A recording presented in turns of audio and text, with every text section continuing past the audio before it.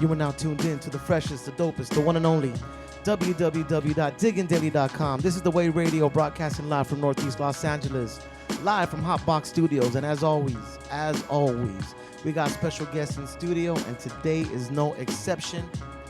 This is the first for diggingdaily.com. We got actress, voiceover, commercial star extraordinaire, Connie Marie. Welcome to diggingdaily.com. ¿Cómo estás, vos, cerote? Oh, see, they're not going to get that joke. My Central American friends will pick it up. There it is. Real quick, for those that don't know and those that need to know, introduce who is Connie Marie. Well, let's see. What is there to tell? I'm an actress. I'm first generation Guatemalan American, born and raised in Los Angeles, and I'm just a lover of people. I like making people laugh and smile, and we're here to have a good time. Nice. As they say in acting, what got you that bug, that acting bug? What was it that you said, I want to be an actress? Well, I fell in love with acting at a really early age. I was the only girl in my family, so nobody wanted to play with me, and I was always kind of by myself. And so I would hide out in my room and watch PBS like all day long. And I mean, let's be real, my family couldn't afford to take me to the theater or things like that. And it really wasn't a thing. Like, there wasn't any actors or anybody didn't understand that whole world. So I was like obsessed with PBS, and that's how I got theater and culture. And I fell in love with the play Cats, and I would watch the behind the scenes and the making of like over and over and over again. And I remember just being 3 years old and being like, I don't know how I'm going to do this, but I'm going to do it, and I'm going to figure it out. Nice. What was the first, as a youth, what was the first character you pretended to be? As a little girl, a cat. I would I cut out like with paper like little fake ears, and I would steal my costume designer as well. Watch out. Yeah, I would steal my mom's makeup, and I would draw whiskers, and I would sing the songs and try to be a cat in my house, and my parents would be like, ¿Qué estás haciendo vos? That's what's up. Did you ever get into acting in any school activities or anything like that helped you grow as an actress or grow into the craft? No, not really. I would go to the library a lot and check out plays all the time. So I was really young, and I was the random 8-year-old checking out Tennessee Williams and Ibsen plays. Crazy. And I would read them by myself because at that time in Los Angeles, there wasn't an arts program. So it really wasn't available. So I kind of just wanted to do it that bad that I would just go out and figure it out on my own. Nice. What was the first acting gig you ever got? When I graduated from art school, I booked, this is one of those gigs where you're just can it just go away? I booked a show called I Didn't Know I Was Pregnant, and it was the reenactments to the show. And the funny part is that I have friends that live in Europe. I have a friend that lives in Amsterdam, and she's yeah, we see that show all the time. We see you on it all the time. And the craziest part about doing that show was it was my first time on set, and they had a newborn baby that came on, and the baby can only be there for 30 minutes as per child labor laws because it's a newborn. And so they it's a countdown, the baby's coming, and you have to get that shot right away. And they handed me this baby, and it's covered in grape jelly and cream cheese, and they're yeah, you have to pretend give birth. And that was my first acting gig. So you were the pregnant one in the show. Yeah, I was the pregnant lady that didn't know she was pregnant, and I'm putting this baby on the floor, and every time I would put her on the floor, it would start screaming, and then I would pick it up, and it would stop, and it got wrapped up in my hair, and I'm trying to get the shot and look in the camera and stay in the lighting, and it's a screaming baby. Yeah. How old were you when you got that gig? 17, maybe 18. Would you have to feel at 17 or 18 for that being your first gig? I mean, you say it's one of those things that you don't want, oh my God, but that's still pretty dope because you're getting plays from friends that see you in Amsterdam across the pond over there. That's pretty. It's pretty dope. Oh, thank you. Yeah, I mean, it's cool. I remember my brother called me because I didn't tell anybody I did it. I just really wasn't telling everybody about my acting life because it was new and weird, and everybody was just okay, ya vamos a ver, And so, when I booked it, I just kind of treated it like I went to work. And then later on, my brother's like, I was getting ready to go to work and I had the TV on and you were on it having a baby. Yeah, that was me. That was me. I was like, that was yeah, real life. So That was real life. Now, how did it look? Did it look real? it looked pretty real. I mean, I think I watched the episode once and I was just like, yeah, let's not revisit that one. I got to ask this question during the process, because that was your first one. What did you do to prepare yourself for that? Well, it was interesting because I'm not a mom. I haven't taken that journey in life yet. But at that time, it was just like, I don't know what it is to give birth. I've never seen it. I don't even know any babies. So I don't know any babies. I don't know. How would you know a baby, Right. I mean, I've never been like, what's up, baby? I've never met one. So I tried to watch a lot of like giving birth videos on what it's like and like what it's like to be pregnant, and then kind of decide how I would neglect to realize that was happening. And like pretty much tried to cement that process of what it's like to be in labor and just kind of went for it. Word. That's dope. Mm-hmm. After that, what was your next role that you got into? So after that, I did a few commercials, and then I started really wanting to get into voice work, and I did a book called Sunny Days, which was really fun. And it's a book that was written by an African-American writer named Jesse Bird, who is an amazing children's author, and he has an amazing backstory. He was injured, and he wanted to play basketball, and he actually ended up getting injured playing basketball, so he became a writer, and he decided to write children's books because kind of like me in the same sense where there's not a lot of people that look like us like out in the mainstream form, so he wanted to create that for kids now. And so he gave me this wonderful opportunity to bring his book to life and do the audio recording of that book, and it was to date probably one of the nearest and dearest projects to my heart because I got to do all of the characters. So I did Martine, who is she's the little girl that's in the book, and she kind of takes you through her whole journey, and you get to know her neighbors and the situation, and then you have her neighbors that live in the neighborhood, and they're like, "What's up, Martine, little girl? How you doing today?" So it was a fun book. So I gotta ask this: how is the preparation stage for when you're doing a commercial to having to look at these characters in the book and realize, okay, this is the voices I'm providing for them? How do you stage yourself up for all that? Because to me, that feels like that's a lot of work to try to prepare yourself for. I mean, I always try to come into every character differently because they're all different. So in terms of commercial, I would say commercial acting is harder than anything else because you have such a limited, small chunk of time to prepare something and bring it to life, whether it's scripted or not. And sometimes they'll just be like, hey, do you? And they'll give you like a basic like one-liner, and then you have to take that one line and bring it to life and make it a third-dimensional character. But then in terms of commercial, sometimes these characters are really big. They're like in big situations, but then you have to bring it down really low and grounded and just make it very human, but then still sell that product and make it larger than life. So I think that that's one of the challenging things as a commercial actor. And then in terms of voiceover work, voiceover work is some of my favorite work to do because you're kind of alone. So you're in this bubble and you just get to be like and crazy and big, and nobody knows. Nobody knows that you're in there just like having a party by yourself. Nice. That's kind of me, like over here in this other room. I'm in a party by myself. They can't see me because all the focus is on the person on the camera. But it's all right, though. It's about you guys. It's not about me. It's not like about the me. Secret voice, like Charlie's Angels. Yeah, that's me. I'm Charlie. I got to ask you, for being an actress, does it come natural? Is it something that can come natural to somebody, or is it something that you recommend people go to like acting school or take acting classes to help them learn how to develop their characters?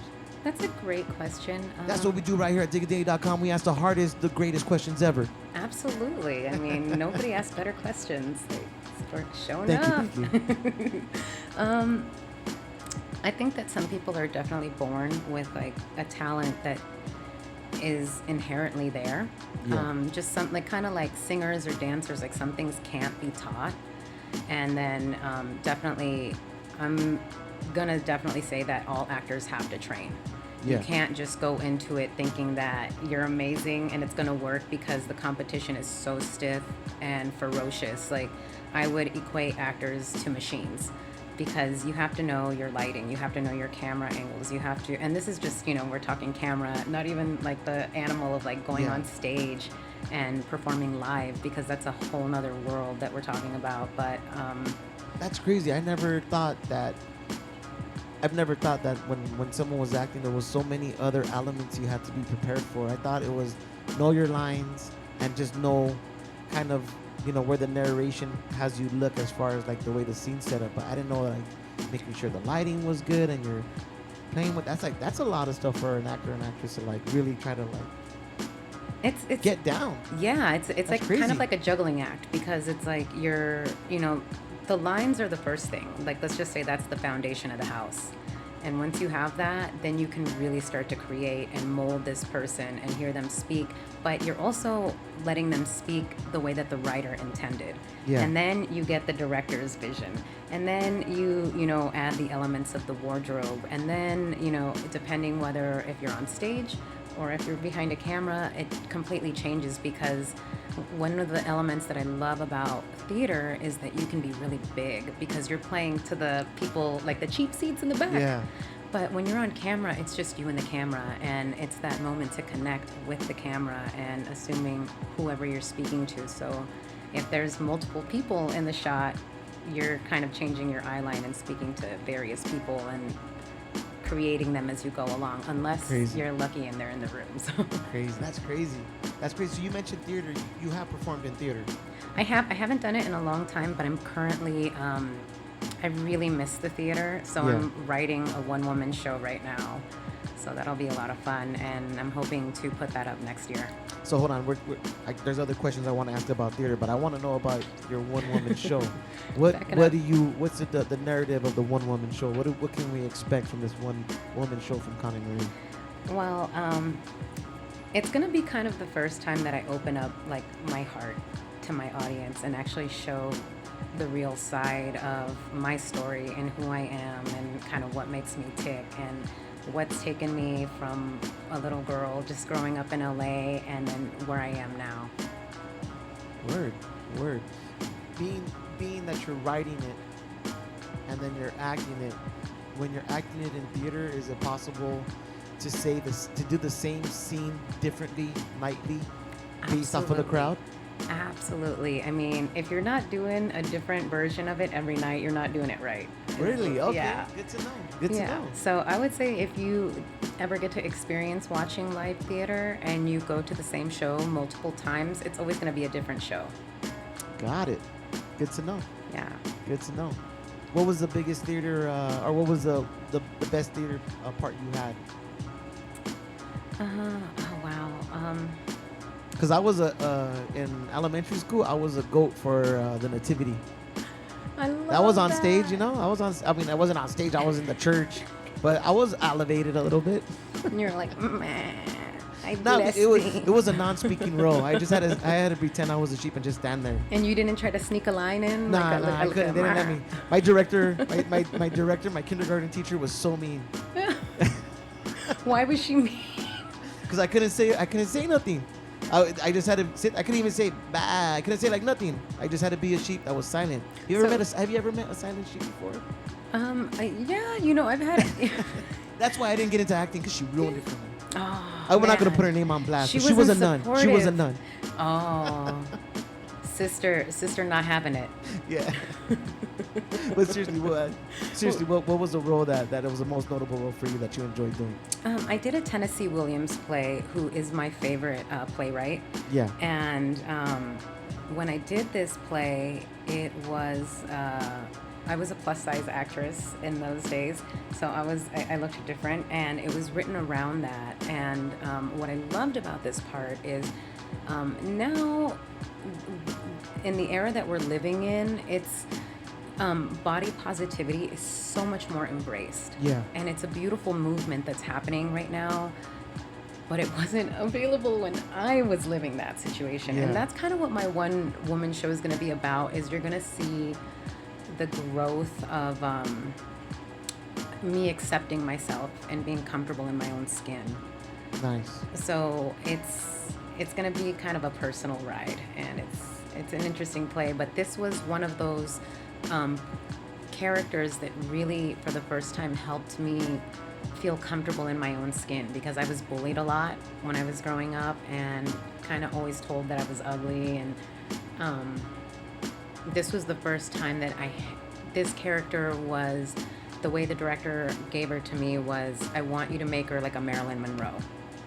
Really? So she was very in her body and comfortable in her skin and very sexual, and it was the first time I had played anything like that.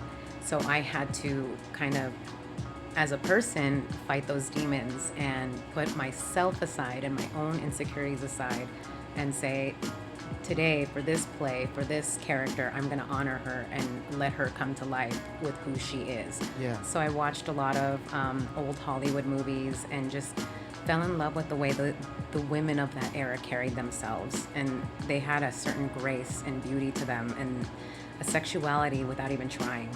Yeah. I have two questions, but the first question I'm going to ask is, in doing those roles where at the time you were plus size, did that help with your confidence and being more comfortable with your body? Absolutely. There was a scene in the play where I had to come out in like a very low-cut, tight-fitting dress, and I had never worn anything like that. I had spent my whole life hiding my body. So it's definitely not what you... I'm like, what? You're you practically see? like not wearing anything right now. What are you talking about? I'm wearing like 2 Band-Aids and a cork. You guys can't see what's below the waist, but I told her, please put on a something, please, when she came in. I was like, please, I can't have this. I can't have this. Well, most like girls get that like, hey, when they're like in their teens, and I didn't have that. So I'm having it now at this stage of my life. Nice. Yeah.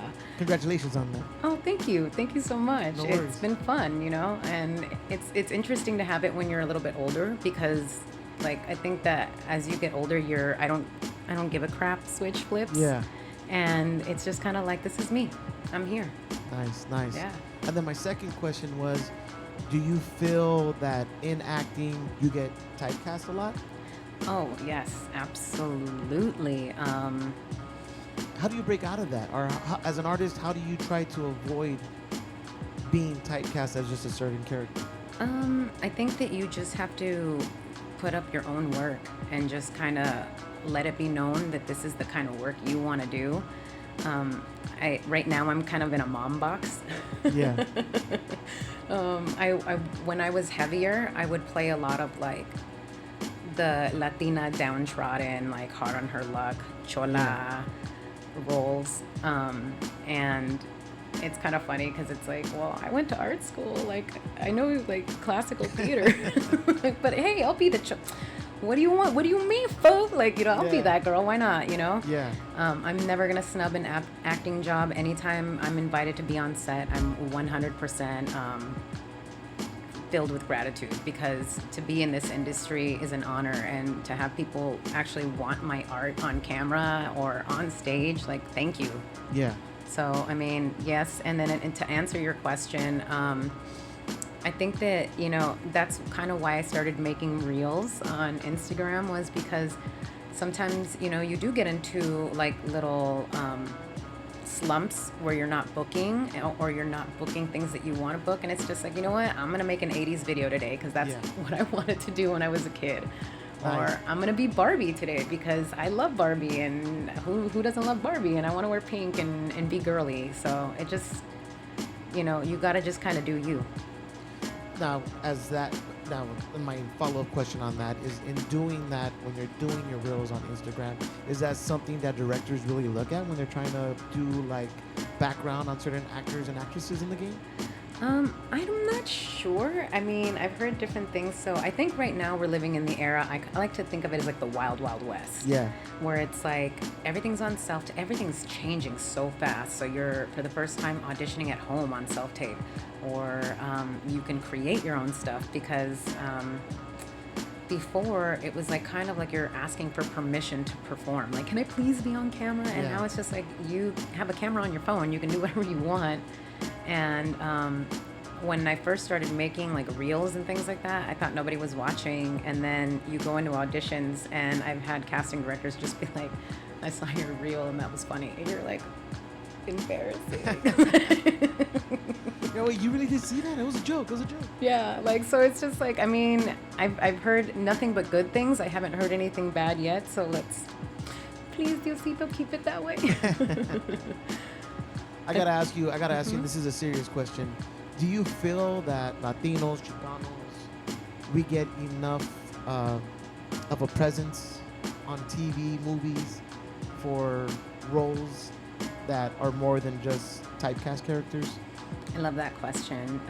I mean, it is changing, but it's, you know, sometimes I feel like it's not changing fast enough. I remember, you know, when I was a little girl, the only Latino I would ever see on TV was Ricky Ricardo from I Love Lucy, and that was like my favorite show to watch. And I loved it because I would love when he would break out into the Spanish, because it was like, I know what he's saying, and he's just like me. Yeah. And I want to be like that, and I want to, you know, have a show. And how come Lucy doesn't know Spanish? And so that's all we had, you know. And then if there were Latinos at that time, it was kind of almost like, you know, the maid role, or they hid the fact that they were Latino. Yeah. So there are more roles now, but we're still not leading the charge. You know what I mean? Like, Yeah. I feel like there's always that, like, wink, wink, here comes the Latino joke, and it just can't be like a normal person in the world that they've created. So I would love to lead the charge in helping that change. Nice. Do you feel like there's a lot of shows that are out right now that kind of typecast the neighborhood, Chicano, Chicana, Latina I vibe? mean, yeah, but I'm glad that there are those shows at the same time, because we need the work and we need to get out there, and maybe, you know, we are breaking down those doors so that the next generation can have those shows where it's kind of like the Cosbys had, where it was just a doctor and his family. Yeah. You know, and it didn't need to be consistently reiterated that they're a family of color. They just were. Yeah. Nice. Very politically correct answer. I like that. I try. that. I have. You know, like I that. try. I know. I do want you to keep getting more work. I just have to ask those questions to see which direction you're gonna dabble in. I'm just messing. Connie Marie Flores. Is that your real name or is that your stage name? That's actually my real name. As you said it, I heard my mother screaming my name through the heavens. Connie Marie. Flores is actually my husband's name. So I got married, and I'm a trad wife. I'm an old-fashioned kind of gal. And Nice. when we got married, I changed my name / when we went to the courthouse, you know, like how you go get your marriage certificate. Yeah. And you put your last name in there. And before I could do it, he took the paper and he just like wrote Flores in there, and he slipped it in. So you're not that traditional because he just did it. Well, I was. But I like how you played it. I'm traditional by accepting it. No, I was going to do it, but then he flicked the paper in, and then it was so funny because the lady goes, "Are you changing your name?" And I was like, I am now. "Yeah," and he's like, "No, she is," and I was just like, "Yes." I was like, "Yes." That's yes, very I am." traditional in the move of the man standing up and saying, "Woman, you're gonna do this." Me lavas I'm el just piso con el messing pe- No, I mean, look, I'm Guatemalan, I'm feisty, I have a lot of sass, but I also like to be the wife too. And you know, it's kind of funny because I have a pink kitchen, like everything in my kitchen is pink. Oh, I gotta and, talk to your husband after this interview and be like, what's going on over there? Yeah, and I love to cook, and I love to keep house. Like, I'm not trying to be like all like, because I know a lot of chicks are gonna be like, "Rah." But I just like it. I don't know, I'm a homebody, so. Nice. And when I got married, my mother-in-law sent me like a bunch of, like, they're Puerto Rican, and so she sent me all these like pots and pans, and I took that as, and like Goya and like, Puerto Rican spices. Yeah. And I took that as a, hey, you want me to learn how to cook for your son, right? Will do. You're all duly noted. Yeah. As an actress in your craft, do you feel that there's roles you want to experiment with or roles you want to get into, but you feel in your craft you're not there yet? And is that an everyday struggle as an actress? Yes, absolutely. Like, I mean, so like my dream, like we talked about like classical work and stuff, and my dream was like to be in Downton Abbey, like The Gilded Age, which is another show on Max that I am in love with, is coming out, and I want to be on it, but there's like no Latinos in that show at all. Like, I don't think there was Mexicans or Latinos in that era in Europe. Wait, So well, I think they're but being The Gilded Age is actually in New York. It's shot in New York, so okay. I mean, we were there. They just didn't want us there. We were in our own borough. We were like, you know, allá, en la esquina. Yeah. That's funny. We got to talk about this because you said you were a plus size model and this is your new look, but you like it? It's cool. I like it. It's cool. We got to talk about, you're doing wellness, nutrition, weight loss. You're a weight loss coach. Talk about that and how you got into all that.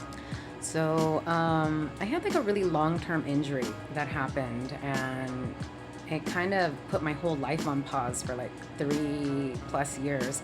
So it was kind of funny because when the pandemic hit, I was already in the midst of like, I can't go anywhere. Like I was having like back-to-back surgeries and things like that. And it was like a really like sad, kind of dark time in my life because I was just kind of like immobile. And I felt like I was getting old beyond my years. And I had hit a point where I had gotten the heaviest that I'd ever been because, like you can't walk, you're on crutches. And I went from like crutches to the scooter to the like walker to like, it was like a progression of stuff. And for anybody who's ever had an injury, like they know what that feels like. Yeah. And when the pandemic hit, everybody's like all sad. And I'm like, I'm used to this. I've been at home. I've been sad. So I didn't want to like wallow, like I wanted to turn my lemons into lemonade. And I was just like, you know what? I only have one body, I only have one me, and I'm gonna take care of myself, and this chapter is gonna be for me. And I just kind of decided that I was going to change my lifestyle. And I became a nutrition and weight loss coach. Nice. And I just actually last month became a personal trainer. Congratulations on that. Thank you. It was probably the hardest thing I've ever had to do was to pass it's called the NASM, the National Academy of Sports Medicine exam. So it was hard, but because it's like if you're going to do it, you have to walk the walk. If you're going to talk the talk, you have to walk the walk. And I mean, not that I don't I don't miss like birria tacos. But just have one. You don't gotta have like 5. Exactly. And that was the mind shift. Yeah. That it was just like, okay, you can pick and choose because they're not going anywhere. You can pick and choose when you're gonna have like pan con café. You don't have to have it every day. And if you do, you don't have to have like 3 of them at once. So this is the follow-up question to that. Mm-hmm. As an actress, if you get a role and they say you got to be 250 pounds, will you gain that weight knowing that you're in wellness nutrition to pick up that role? How much is the paycheck? No, just kidding. Boom! Hey, that's cool. I'll take that. But what about for the craft of acting? I mean, it just depends. Like, do I like the character? Do I like the project? Because there's so many questions, right? Yeah. Like, when you take a project, that's like at least 3 months of your life of just shooting, not including preparation. Yeah. And to go along with that in terms of wellness, do I want to put my body through that type of strain, I guess? Because I just going on like nutrition, and if we go on a nutrition tangent right now, like changing your diet and modifying your entire life does change the way you feel. And I'm very more aware of foods that I eat now. I eat very intuitively. There's intuitive eating. So it's kind of like a tool that you use to listen to your body and listen to how your body's communicating. And I do notice that, like, for example, if like I were to eat like pizza or like a hamburger or things like that, like I'll feel more sluggish and tired.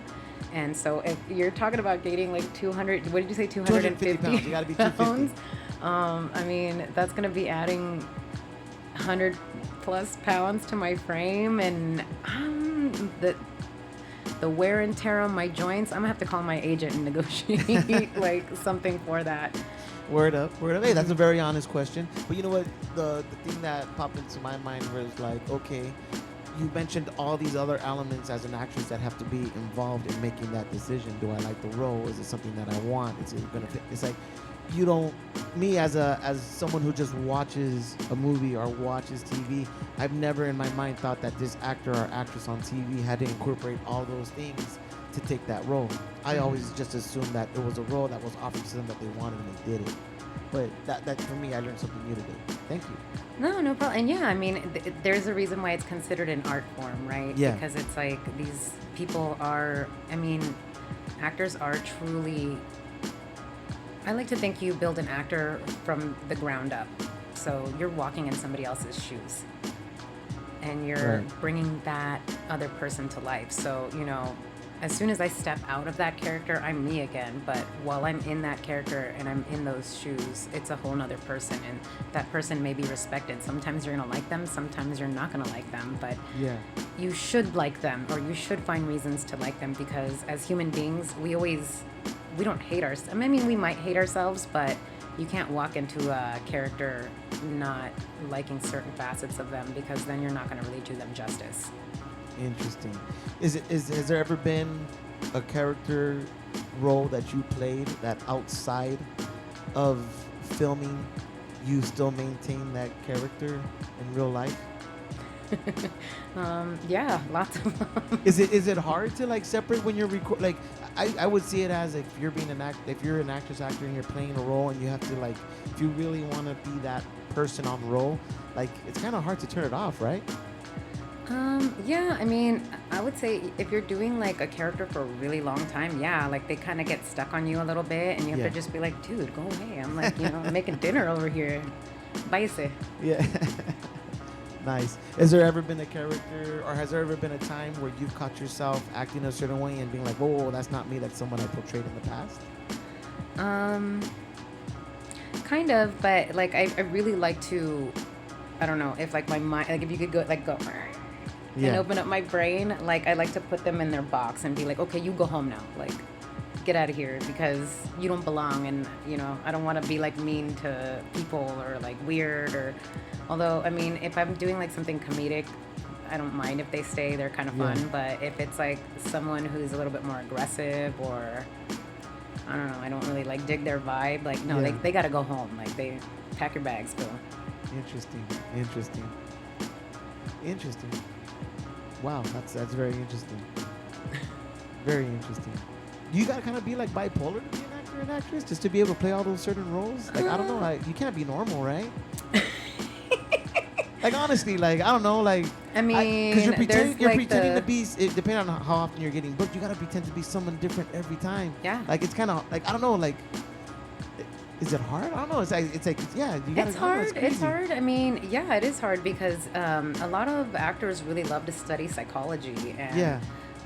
what's interesting is, yeah, you just got to understand and be a fan and empathetic of people, because the way you see things isn't going to be the way I see things, isn't Yeah. going to be the way your mom sees things, isn't going to be the way the vecino sees things. Like, Yeah. we're all different. So you got to be able to kind of put your feelings aside and embrace whatever the writer had in mind, whatever the director is telling you to do, and what you feel your instinct is right for this character. God, has there ever been a character that you felt you portrayed that connected with the audience? And if so, what character was that? I'm going to go back to that Tennessee Williams play because I remember doing this play. It was called 27 Wagons Full of Cotton. And there's a scene, spoiler alert, where the character actually gets raped. Oh shit. And when it happened, I'll tell you a funny story after this to pick up the vibe. But Yeah, please. because it's like, but like, I oh, remember, sad music. yeah, Cue sad music now. So when that happened, I remember feeling the entire audience just like drenched in tears. And when I looked up, like everybody, it was like silent, like you could hear a pin drop in there. And it was just like, well, yeah, this is what's happening to her right Yeah. now. But sorry, guys. But then I'll pick it up for you a little bit. So there was one night when my mom and my tia came to the show. Uh-huh.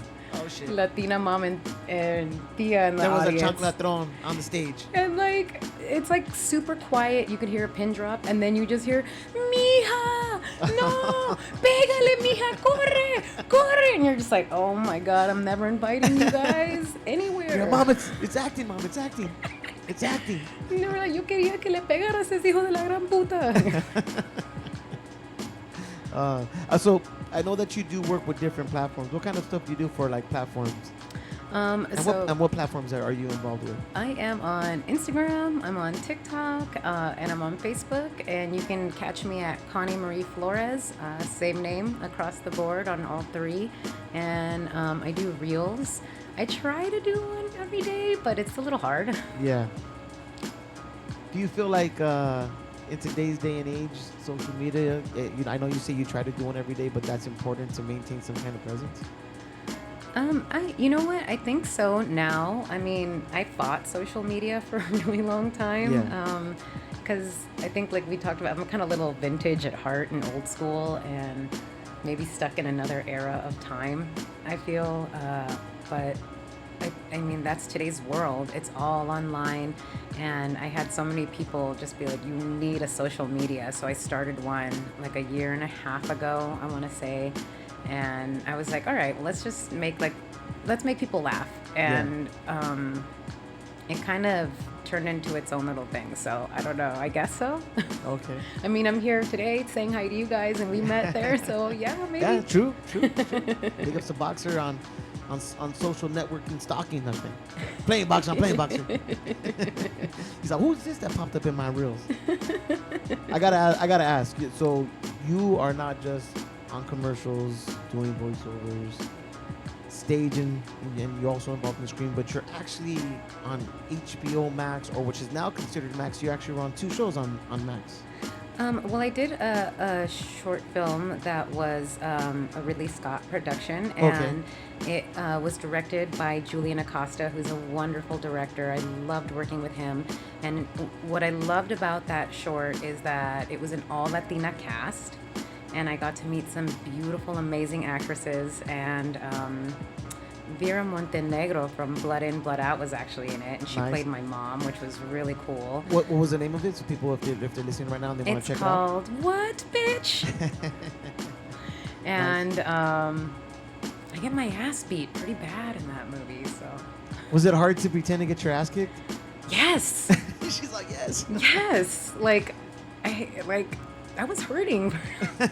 Wait, they really hit you? Well, no, they didn't really hit me. I was gonna say, you get we paid were more doing for getting stage hit? fighting, but you do have to go through the whole thing, and I get like slammed up against like a register, like like an old school ching, kind of cash register, and we have a whole thing. We wrestle around. I get punched in the face, and Damn. it's a thing. And here's a fun little tidbit to that. There was a gumball machine in the film that we had to knock over, and we only had one take because once you knock it over, you break it. Yeah, unless you have another one. Yeah, and it was I had to pretty much throw the other actress and then with my back foot kick it at the same time and then fall so that she could win the fight. Yeah. Sounds like some Matrix type shit going on. There's some shit going on, but we had that one take, and then when she fell with her elbow right here, and so all of this was swollen and bruised for a month. Ooh. Yeah. I guess acting comes with his bumps and bruises as well, huh? Yeah, it's not for the faint of heart. I don't know. It was fun. I mean, I had a good time shooting it, and it was fun and cool memory. We shot it in Bakersfield in the desert, and there was this crazy bar there called the Bullshed or the Bullshit or I don't remember. Nice. And is that still available on Max? You know what? It was on Max, but I don't know if they've switched it to Max. If it's still there, I haven't checked it out. So I mean, if it's there, check it out. What Bitch? Written in pink, which I love. So. And then Marriage Story. What's that all about? You were an actress on that. What was that about? Oh yeah. So Marriage Story was directed by Noah Baumbach, who is an amazing, amazing director, and I felt so lucky to get to work with him. And it had Ray Liotta. It was actually Ray Liotta's last film. Word. which was really cool to just get to meet him and work with him. I remember when I was on set, he walked up to me and I was like, I knew he was walking over because it's like, how do you miss Ray Liotta? Yeah. And he's like walking over and I'm like pretending to read the newspaper because it's like, I don't want to bother him or like, I don't know, like get fired. Yeah. And he walks up and he's like, what are you reading there? And I was like, oh, and I don't even know what I'm reading at this point. Like, I'm like, It was the funnies. I'm reading the funnies. yeah. And he's just like, he's like, don't I know you? And I'm like, I don't think so, Mr. Ray Liotta. No. But that was really cool. And like Laura Dern, I got to work with her and Scarlett Johansson and Adam Driver, and they were amazing, and they're amazing to watch on set and just work with. And you know, I think that like my heart was like visibly beating out of my chest probably while we were on set, because it's like such a star-studded cast. And at one point Laura Dern came and like squeezed my shoulder and she like smiled at me and she's like, we love you and you belong here. Nice. And that kind of, I think, just made me feel like, okay, I can take a deep breath now. I'm good. Yeah. I'm good I'll now. survive this. Nice. Is there like a ideal person in Hollywood that you'd want to work with? Oh, there's so many. Kathy Bates, I love her work. Wes Anderson is a beautiful director. I would love to work with him. Greta Gerwig, who just did the Barbie movie, I would love to work with her. Even before the Barbie movie, she's done some amazing work prior to that. There's just so many people. I would love to work with Laura Dern again.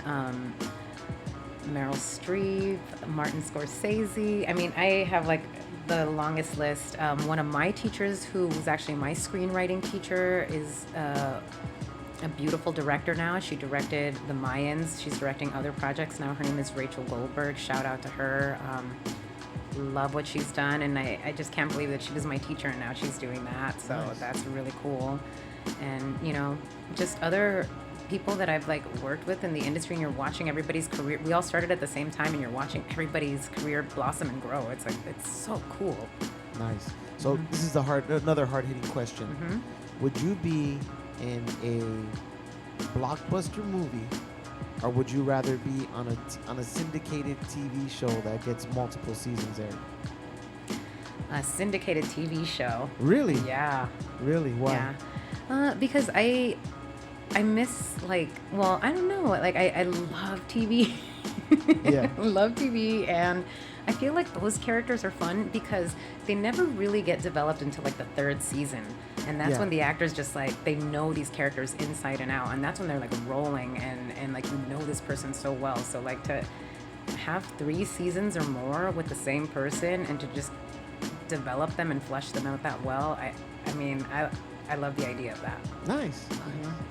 So I gotta ask this question: if you had any advice to give anybody right now that's watching this interview that wants to get into acting, wants to get into theater or commercials or, you know, movies, what would be your advice or some keynotes that they should follow up on to achieve that goal? A lot. So Don't do definitely- it. Don't do it. I would say train. You have to train. You're not just gonna come in and without training and be like the machines that have been going since they were little kids. Like, the talent that you're facing is nuts. That's number one. I would say get really comfortable in your own skin and with who you are, and be unapologetic about it, and just build your confidence, because that's key as well. And just really, if you want to do it, just be prepared for the long haul, because you're going to hear no more than you hear yes. And just develop that thick skin so that you know that even if people are saying no, it doesn't matter. It's not a reflection of your work. You're doing good work. There's just a lot of competition out there. Yeah. Nice. Before we close out this interview, I want to say thank you for coming in. This is the first interview we've done with an actress/actor in the theater. So this was very fun for me because it's outside of the norm of interviewing an artist or an MC. learning about their music. You taught me a lot today, and I appreciate that. I want to say thank you for that. And you made this interview very fun. It was a really fun interview for me, so thank you. I hope it was fun for you as well. I had a ball. Thank you so much for having me. No doubt, no doubt. I do want to ask you, though, before we close out this interview, is there any shout-outs or anything you want to say in particular before we close out this interview? I just, I want to shout out all the actors right now because we are in a strike. Yes. We are going through hard times, and I just want everybody to recognize how hard they're working and how hard they've worked to get to this point, and we're all in this together, and to stay strong. And in addition to that, the fact that the nanny, Fran Drescher, who is one of my all-time favorite actresses, is leading the charge is so cool.